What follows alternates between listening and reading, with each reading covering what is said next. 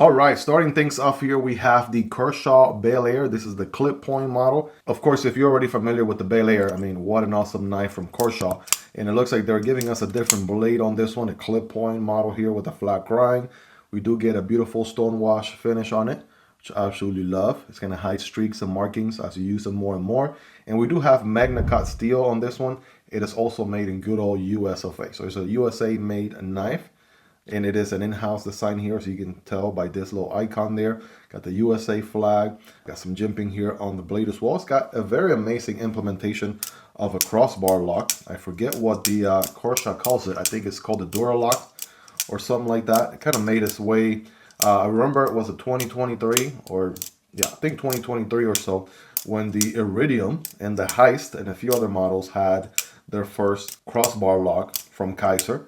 So you guys, as you probably already know, Benchmade had a patent on the Axis lock, which has expired for some time now, and a lot of other companies are doing their own version of the crossbar lock. Now, the Omega springs here are tuned, so they're not too hard or too resistant, so it's really, really nice and easy to push back on them or pull back.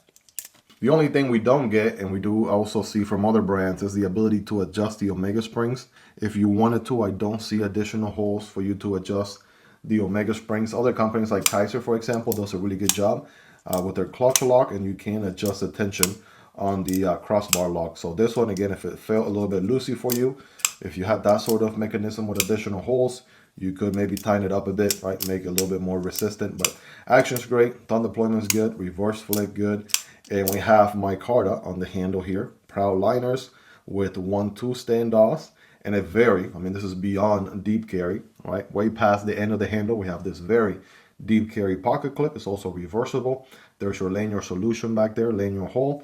And after all, it is a very ambidextrous style knife. As you can see here with my left hand, we are getting some work done for sure. So absolutely very, very nice and capable knife. Even though I have zero dexterity on my left hand.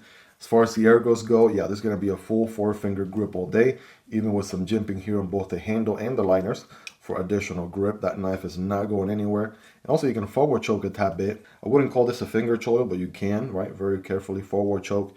And also this little ramp up on the blade feels great for the thumb. Love to see that.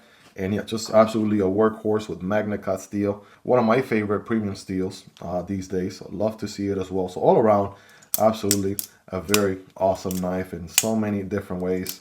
Absolutely, I love it. So if you already love the Kershaw Bel, this clip point version, I mean, come on. Different geometry, but the same exact sauce. I want to say pocket clip. You do feel it there a tad bit, but nothing crazy. I'm going to go with a solid 9 out of 10.